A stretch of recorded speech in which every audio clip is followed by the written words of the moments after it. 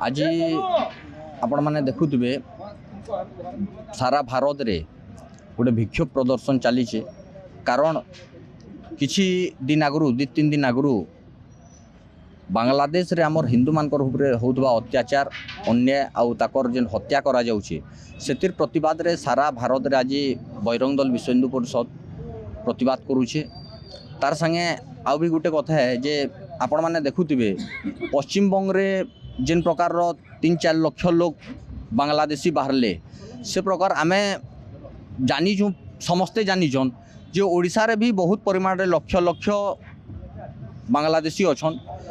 तो आम ओडिशा सरकार के बारंबार जनौछूँ प्रशासन के जनौछूँ शासन के जनौछूँ कहीं सुनबार नहीं से आम चिंता करुँ आसंता 10 तारीख जनवरी 10 रे संपूर्ण भाव में बरगढ़ जिला बंद डाकरा दौचु आम कारण इ भितर आम बंद करबार थिला दिने 2 दिन भितर किंतु जेहेतु बरगढ़ रे धनु यात्रा होउछे तो आम सेटा के तो करि ना पारू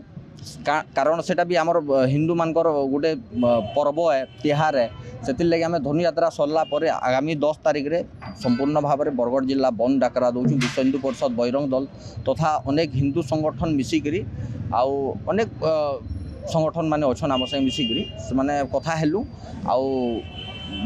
10 तारीख रे आम